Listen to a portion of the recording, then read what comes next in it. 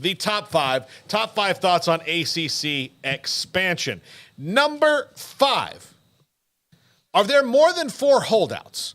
I wonder this, and look, it may have changed, and I'm coming around on this after talking to Nicole Auerbach a few minutes ago, but right now there are 4 holdouts because there only need to be 4 holdouts, and there only need to be 4 that are even semi-public about it. The others can just lay in the background and not hold out until they hear the deal and hear what they want. But there could be more.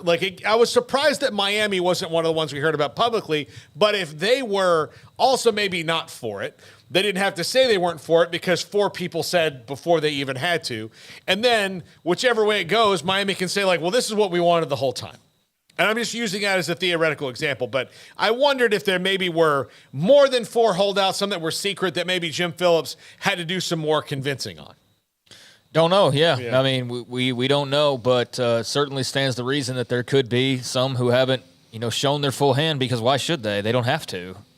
I mean, you can say that you're clearly seeing, Florida State stake their claim on what they would like to see. And Notre Dame has, given their 2 cents, but not everybody's weighed in on it. And, a lot of those schools that we don't even think of to mention could very well be the key schools because they could be the difference in adding or not. And so, if I'm like Wake Forest, I don't know exactly what my position is or their position is, but in theory, they're not really, to my knowledge, saying anything, and they could be somebody who could go either way depending on the way the wind blows. Yep. Yeah. I mean, then you don't have to, if you've already let these other 4 schools be out there and be the ones who are stopping it, then you win either way.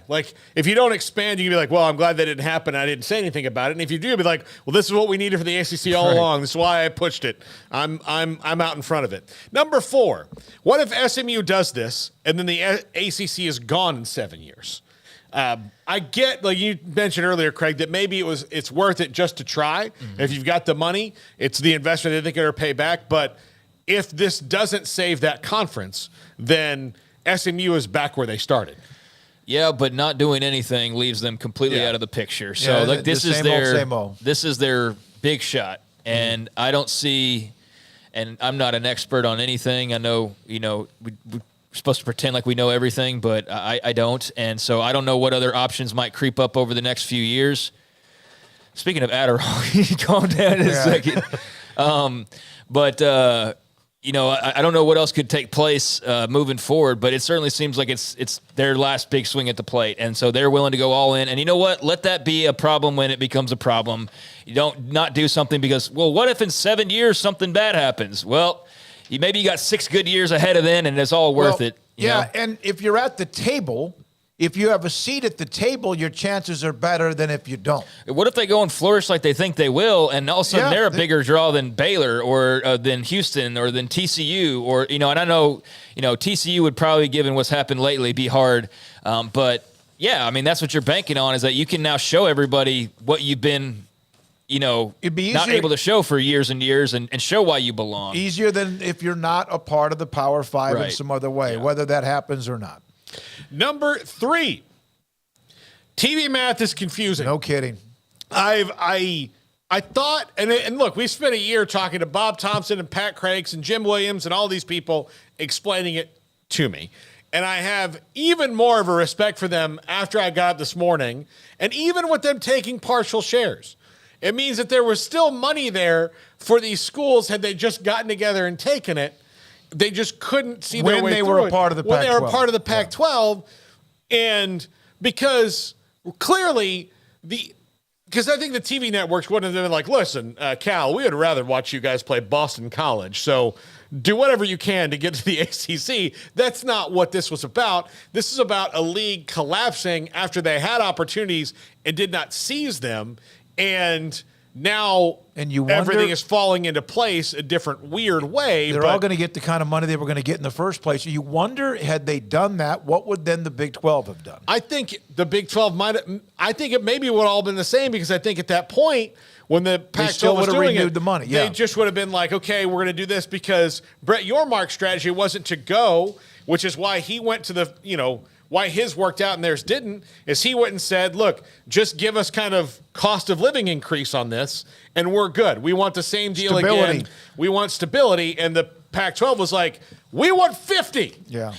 So you're saying what would have happened if the Big 12 had Just taking the original Or if the deal that they Pac-12 were had offered. taken it, what happens to the Big 12? What would the Big 12, would they still have had the ability just to extend what they have with they have the incoming teams, they knew that, but would they have just been able to do what your Mark did? Because what we always hear is he jumped ahead in line.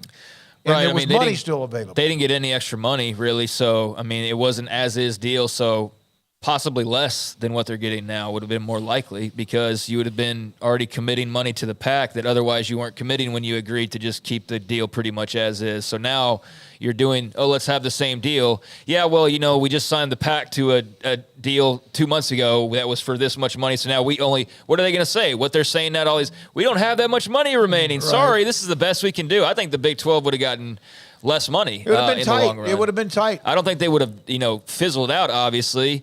But it is, I hope that one day we can actually get the truth out there of what were the original plans with all this, because we know it was to kill off the Big 12. I mean, that was the move that looked like it was the most likely. It's not how it worked out, partly because the Pac didn't play their role the way they should have played it. But yeah, it just feels like there is a grand master plan happening behind the scenes. And I know that might sound paranoid, but when you see how it's all fallen into place, even if there's been a couple chapters that weren't written exactly like you thought they might be, it all is consolidating. It all is starting to group together in shorter, in smaller groupings, but, just more teams within those smaller groupings. But it's a Power 4 now. However you got there, it's a Power 4, not a Power 5. Yep. Number 2. 4 1/4. If FSU and Clemson don't get most of the money, does that change anything for the ACC in trying to keep them happy? And if most of the money isn't really enough to bridge the gap, then we're kind of back at square one anyway. And maybe this is all moot because the ACC has to do this to protect against anything. But yeah, I don't. This is a question I honestly don't know the answer to because it's been very confusing. I mean, I know there's not every school in that league can puff their chest out and say, well, we're not standing for this, but as a collective they can. And I can see where this temporarily works. I just don't see how you're basically FSU's B for the rest of your lives. No. Because that's kind of what it's setting up to be if you just cave into any demand just to keep them happy. Well, as we learned with Texas or as we've learned with other, various comparable scenarios over the years, you're just going to keep doing that. That doesn't ever end. That was my point earlier in the show, that if you give them that much clout, and I understand who they are, and they do too, and everybody else does, are you now putting yourself in a position where they're going to start muscling up more often? Yeah, I don't know. Are they going to get an extra $5 or $6 million a year? Is that all? Is that what it is? Is that why they're voting against it? Because they want 25. Well, but there's not 25 there. Exactly. Yeah, So, okay. But that's what's going to.